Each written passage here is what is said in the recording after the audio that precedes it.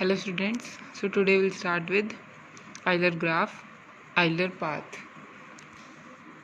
सबसे पहले Euler path. An Euler path through a graph is a path whose edge list contains each edge of the graph exactly once. मतलब कि जिस graph में as repeat ना हो, ठीक है, तो वो होगा हमारा Euler path.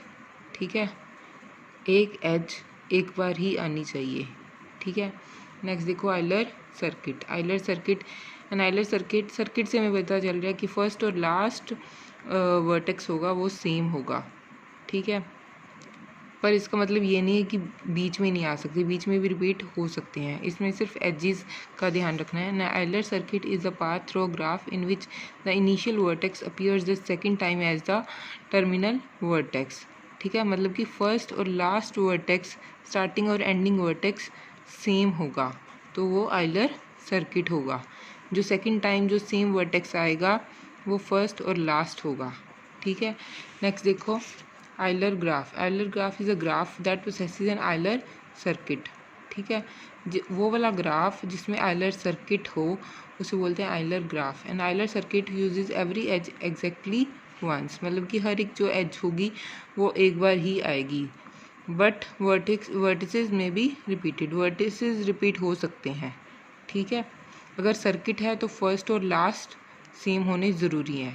ठीक है, उसके बाद देखो the graph shown in figure is an Euler graph. Determine Euler circuit for this graph. ठीक है, ये वाला हमारा ग्राफ है. यहाँ से हमें आइलर सर्किट बनाना है. मतलब फर्स्ट और लास्ट सेम होनी चाहिए और बीच में वर्टिसेस रिपीट हो कोई प्रॉब्लम नहीं, पर एजेस रिपीट नहीं होनी चाहिए. ठीक है, तो कैसे बनाएंगे देखो V1 से V2. ठीक है, फिर उसके बाद V3. ठीक है, उसके बाद V5, फिर V2. ठीक है, फिर उसके बाद V4. अब यहाँ पे V2 रिपीट हुआ था. उसके बाद V4, फिर V7. ठीक है, उसके बाद V10.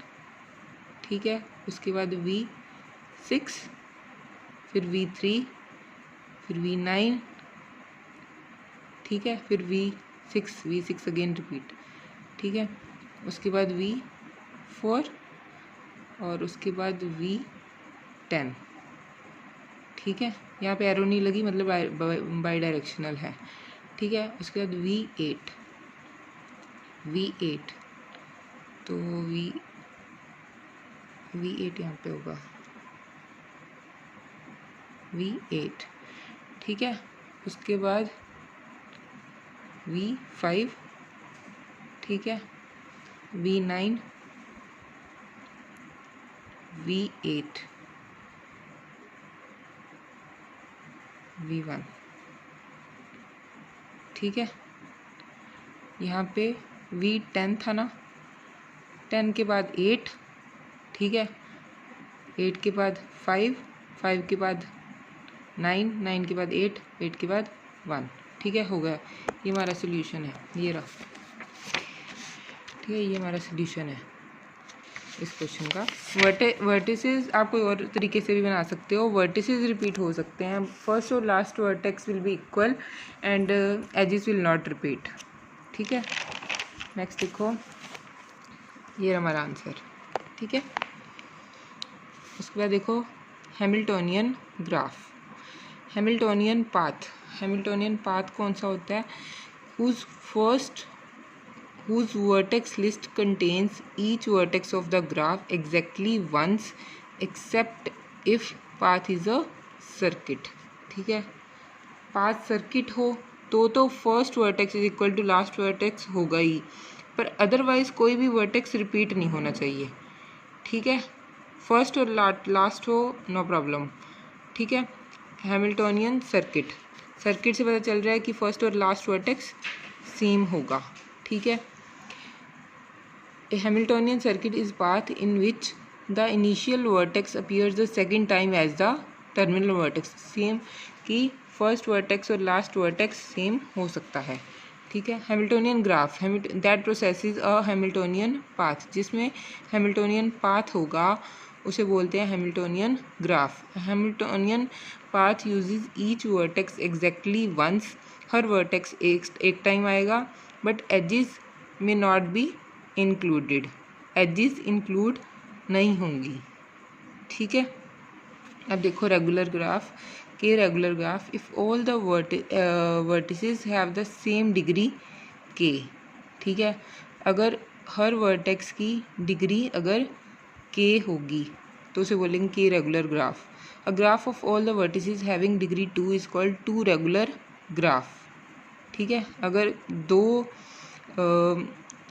किसी ग्राफ में, जैसे ये देखो, ठीक है, ये ग्राफ ले लो,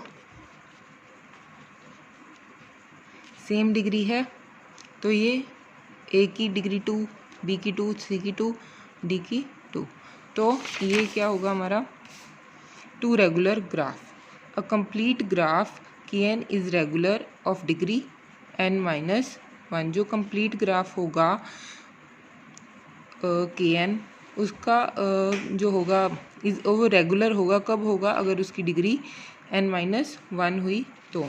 नेक्स्ट देखो, draw regular graphs of degree 2 and 3। अब regular graph of degree 2 and 3 मतलब एक तो ये हो गया, इसकी डिग्री 2 हो गई, ठीक है, और इसके बाद ये हो गया, इसकी डिग्री 3 हो गई हर एक की, ठीक है, समझ आ गया।